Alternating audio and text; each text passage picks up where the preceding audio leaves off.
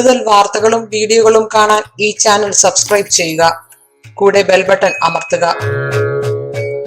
നമസ്കാരം. നമ്മൾ ചിലരുടെ ജാതകം പരിശോധിക്കുമ്പോൾ അതിൽ സാധാരണ കാണാറുണ്ട് കാളസർപ്പയോഗം. ചിലവരത് വലിയ കാര്യമാക്കാറില്ല, ചിലവരത് വലിയ കാര്യമാക്കാറുണ്ട്.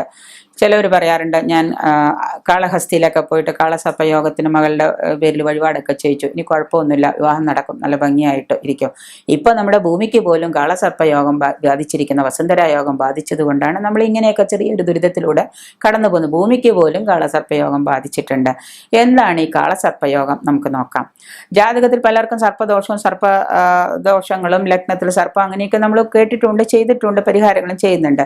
ജാതകത്തിലെ രാഹുവും കേതുവും ഉൾക്കൊള്ളുന്ന അർദ്ധവൃത്തത്തിനകത്ത് 7 ഗ്രഹങ്ങൾ നിലകൊള്ളുന്നതാണ് കാളസർപ്പയോഗം. വലുത് മനസ്സിലായോ? ജാതകത്തില് രാഹുവും കേതുവും ഉൾക്കൊള്ളുന്ന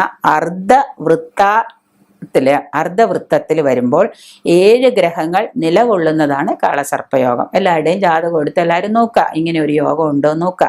ജാതകം എഴുതുമ്പോൾ കാളസർപ്പയോഗം ഉണ്ടെങ്കിൽ നമ്മൾ അപ്പം തന്നെ പറയും. അതിന് വഴിപാടുകളും അതിന് ദോഷത്തിന് പരിഹാരങ്ങളും എന്തെങ്കിലും ചെയ്ത് അതിനൊരു പരിധി വരെ നമ്മൾ എന്ത് ചെയ്യണം ഇരിക്കുക. പിന്നെ കുറച്ചൊക്കെ ദുരിതം അനുഭവിച്ചേ പറ്റൂ.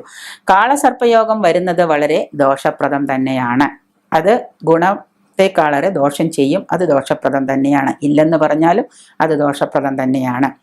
നമ്മുടെ പ്രമുഖ വ്യക്തികളായ Jawaharlal Nehru, Abraham Lincoln, Akbar, Margaret Thatcher, Zulfikar Ali Bhutto, ഇവരുടെയൊക്കെ ജാതകത്തിൽ കാളസർപ്പയോഗം ഉണ്ടായിരുന്നു. ഇവരുടെയൊക്കെ ഗ്രഹനില പരിശോധിച്ച് ഞങ്ങൾ പഠിച്ചിട്ടുള്ളതാണ്.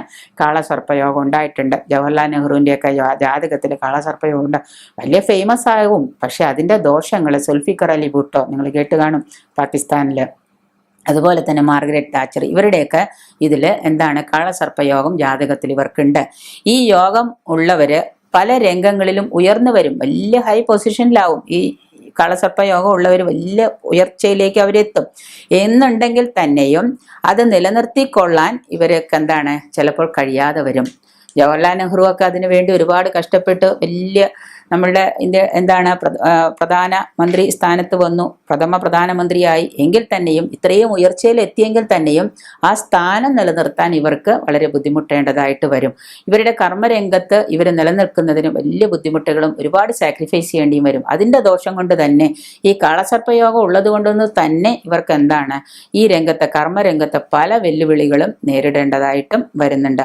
പലവിധ വഞ്ചനകൾക്ക്, പലവിധ അപമാനങ്ങൾക്കൊക്കെ ഇവർ വിധേയരാകേണ്ടതായിട്ട് വരുന്നുണ്ട്.